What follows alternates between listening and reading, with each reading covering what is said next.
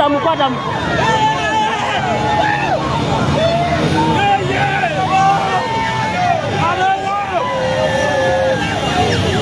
Kwatamu, kimirira.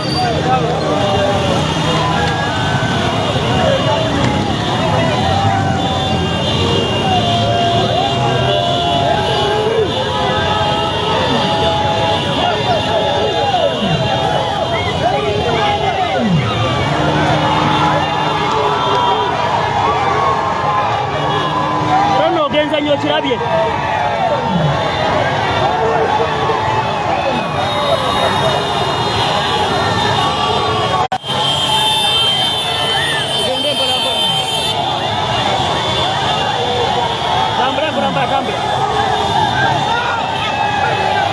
Tambra ingira.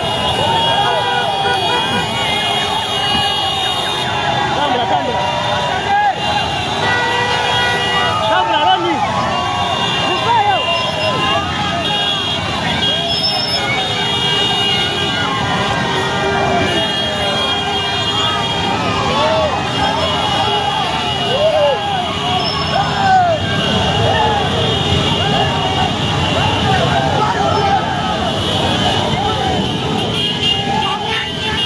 Sigala wo babega kulembera.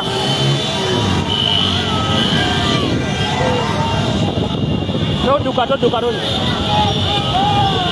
Toduka kagateko.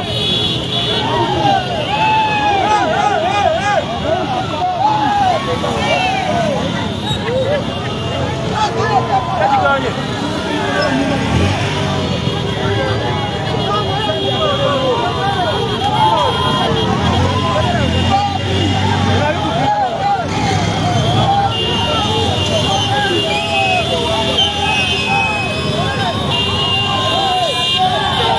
Don't damn them.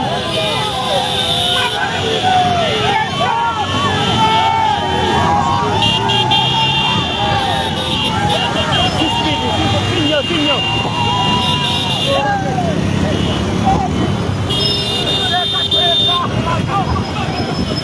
Kale vuga tugende.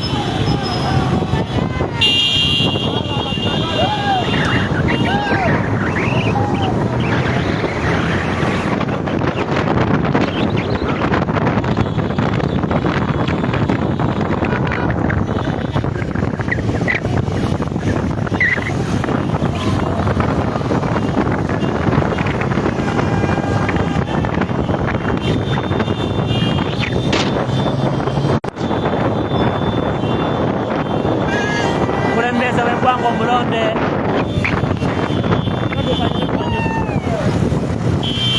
itaova motoka pola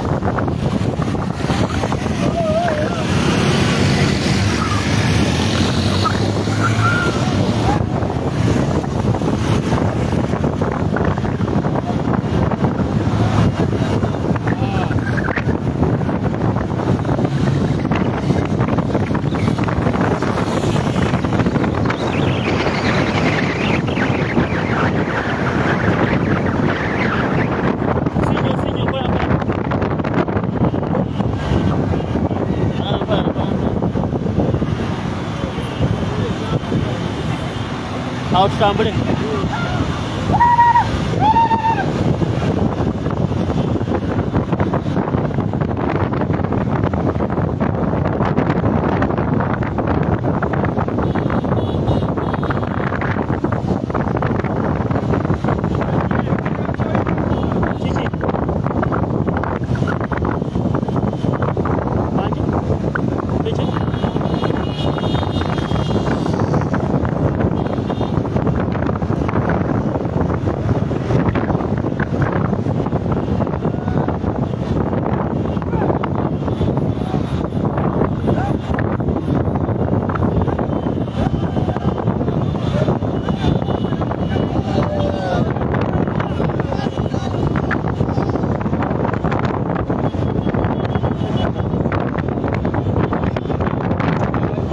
Was the president on the move away from the late Katozi Palio. It's now heading back to Kampala. Thank you so much for being with us from this morning. was a very interesting day for our viewers who are following us. Though on the side of Ugandans and the artists at the large, it was a very sad moment. But we, mostly you are following us. I'm sure you watched each and everything, and you are following one by one of each moment. His Excellency President, escorted by his ministers, escorted by the MPs, escorted by other leaders, is now leaving Kozi, going back to Kampala.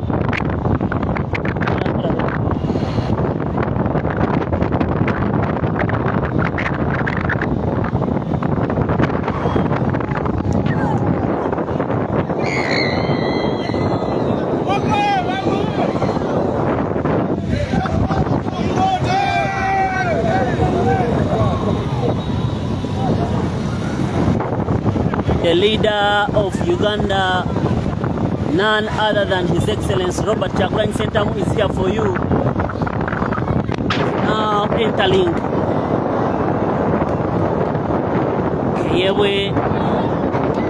Kayewe Trading Center. People are eagerly waiting for him. Ze at Incase Jonan abadde ku kamera olunaku olwaleero. Uganda wange Ronald Buganda Mugenyi Sako ne head producer fe Karema Richard bwabadde mu byuma wali taba nti ensonga ekifaananyi wako n'amaloboozi abaana tobayisaako yimire ababuuze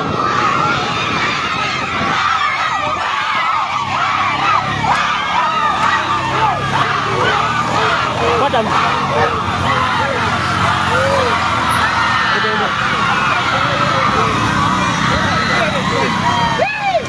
The generation is wide for the new president.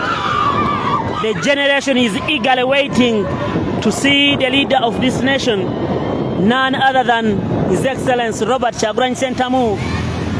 Abangi gwe bamanyi nga Bobi Wine, omukulembeze waabwe gwe balonda. Message ye ebadde so brief and straight.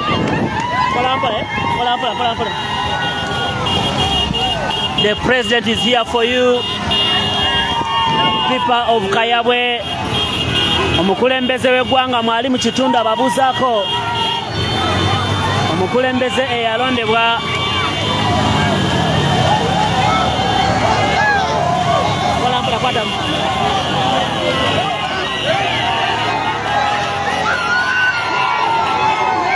abantu namuntu omuntu akwatiridde ku nguudo balinda omukulembeze. Oh my God. Oh, what a welcome. What a welcome. What a sign. What a reception. What a reception. What a love. What a love. His Excellency, none other than Robert Kyagulanyi Ssentamu, is much love. Is much love. The soldiers, the police, they are making a way for the president. They are making a way for the president.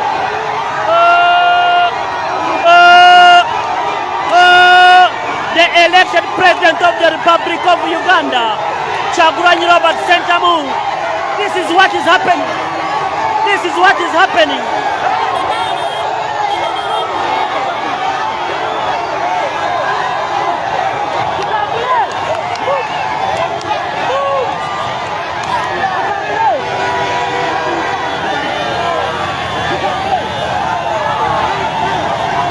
Omukulembeze y'eggwanga yalo Suzi bajja kukuba essimu. Suzi esimu bagenda gitwala.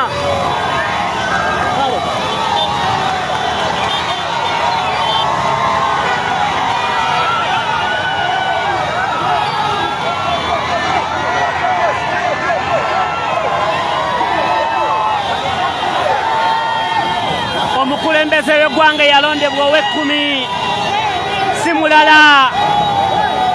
Simulala. Yeah, Robert Kyagulanyi Ssentamu. What a wonderful day. Bali.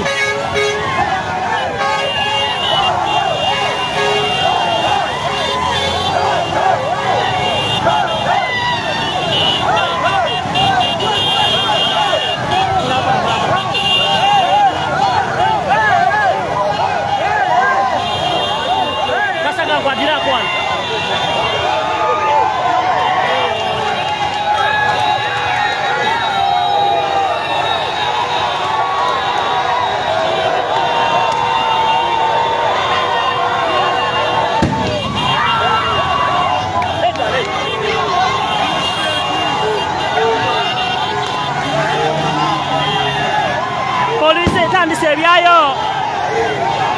Poliisi nga bulijjo.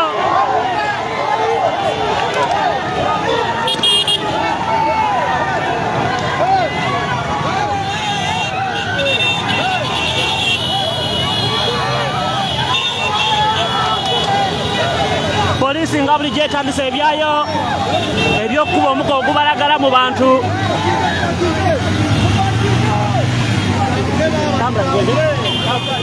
Kwali wuno kwali motoka yeno kweri yeno eri wano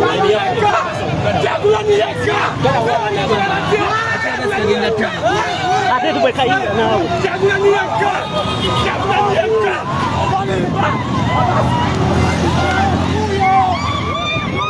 They are trying to chase the president. Police. The police, as usual, they are using tear gas.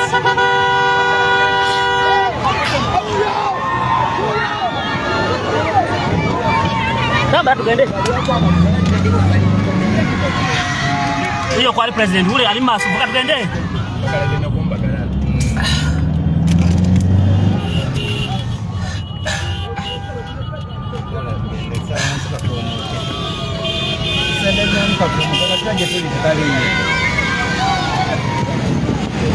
Babere mao tawa.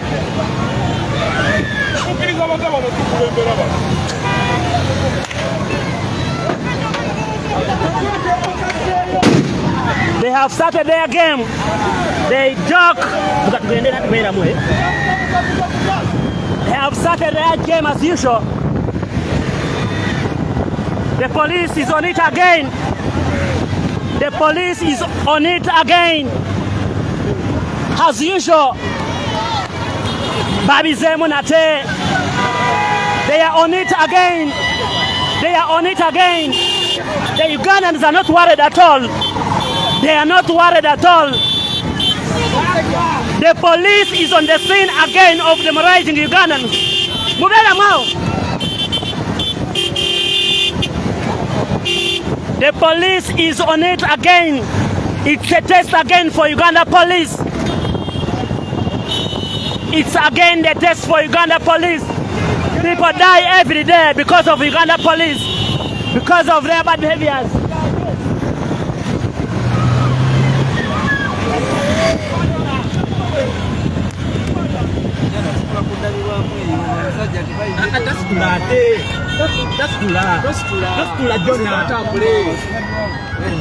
Antono, Nigamuan.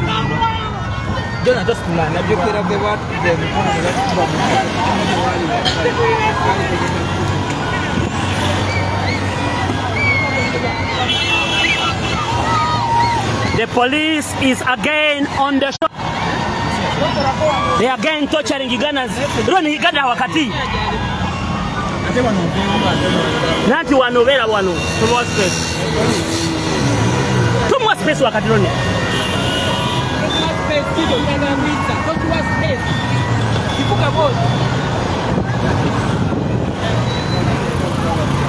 Don't tovuga weka bera ku line yono ovuga kama ajja kupona akute pale line eyo.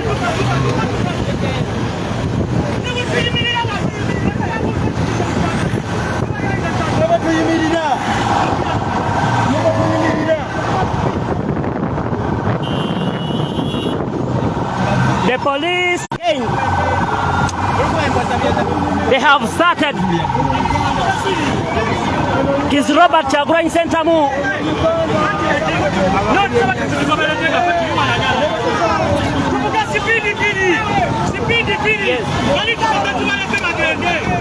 No. Neda sebo gomanya chiri maso. Bela koroni.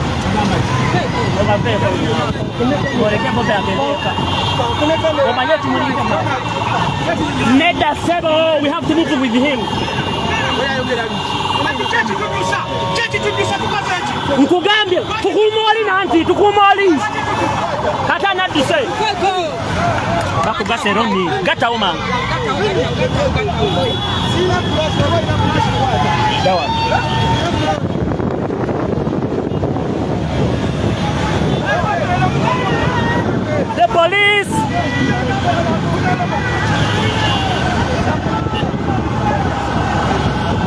osuddemu awo osuddemu naawe mugatewo olwani beera buwa beera wano togenda beera wakati bweba eyita eyo gireke naye tobakiriza ku eyo gireke gende gwegikola mu wooti katone esigala eri mpolampola yingira wakati nanti yingira nanti bwebeera ku motoka bo bagende ku byabo sinyo lekawo ka space wali katono jangu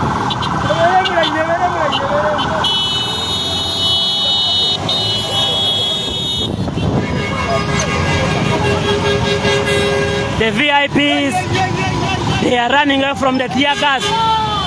The police have started the game again and so are peaceful. This has been done several times. Bana Uganda bakumye bisere bisinga nga tebazoganyiza muntu yenna. Polisi buli webibeera mukuba egenda ekasika omuko okubalagala mu maaso ekuba abantu mu kkubo egenda ekasika omuko okubalagala. The police ezemu okusinkana ekigezo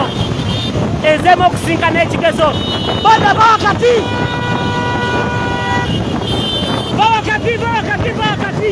bali polisi ebisemu ebyokutulugunya munansi bana Uganda beberera mudembe walekera omukulembeze waabwe. Polisi erabiddwa nnyo akaseera kasi. Polisi etandise kutomera abantu mu maaso. Polisi etandise kutomera abantu mu maaso. Polisi etandise kutomera abantu mu maaso. Oh my God. The human rights of Uganda, they are on it again. The police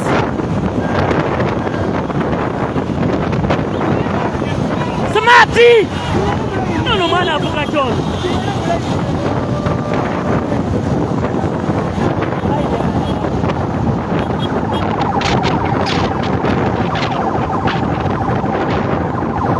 Baba Waroni. Done. Move. Run it down.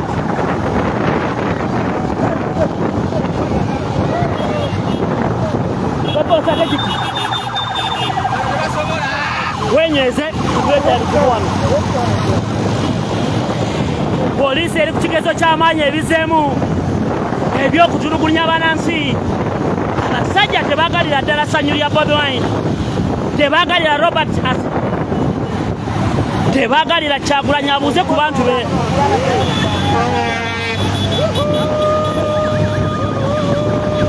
The police is on it again, but Ugandans are watching. They are stably watching. They are so strong.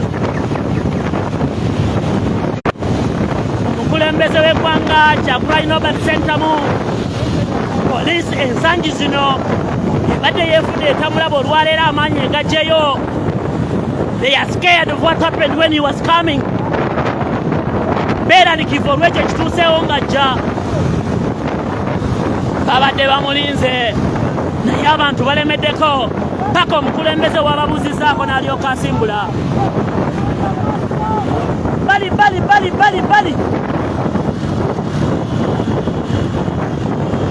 They are on it again. Batandise fuwa pepper spray.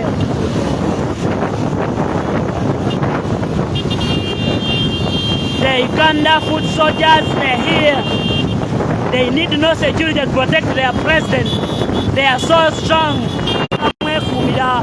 Bagamba nti w'oligwa wetugwa. Omukulembeze w'eggwanga Badman, His Excellency Robert Kyagulanyi Sentamu, gwe muwe buwika zindaalo ebisigadde bimulekere. Abasomedde abasajja banyivu. Bali. Bali.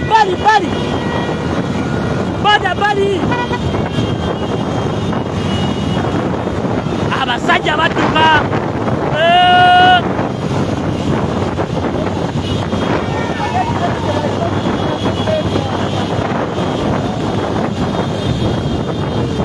Kugambye omusajja olukuta akazindalo buli omu ne yeesiga. Ba senior artists oba bayita abayimba abakadde abaludde mu system. Bobi Wine olukakute bonna ne badduka. boda bali bas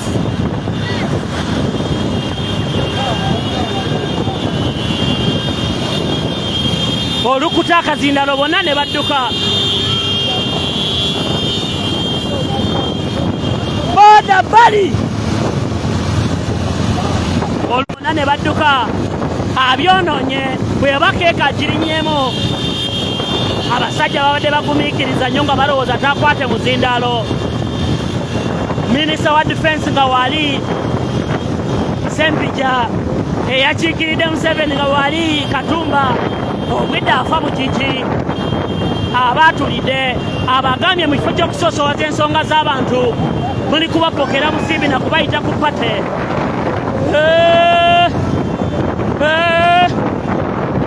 ye mukulembeze w'eggwanga eyalondebwa abantu era gwe bamanyi ye pulezidenti ow'ekkumi tawatuvuge wamubeera mu balibali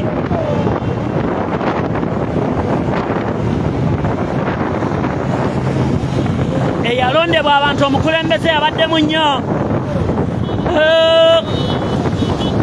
abayimbi nga Basilva Kyagulanyi obwedde bagamba kyekyo baabasabula basajja banga Abaziza Zion ba Dr. Hildaman abasalawo bagamba gugumbula bajjajjaffe basajja beekiriranya pulezidenti agamba nonsense agamba ye had money najja tulwane ate mwene muzalawa omukulembeze w'eggwanga ow'ekkumi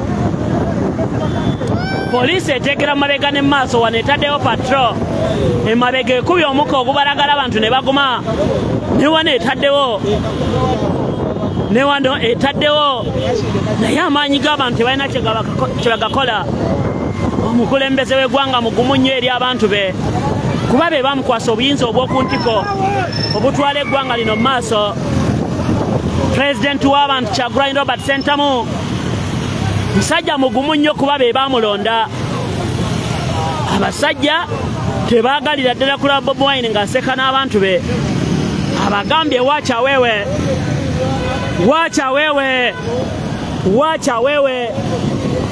akyabalimu nnyo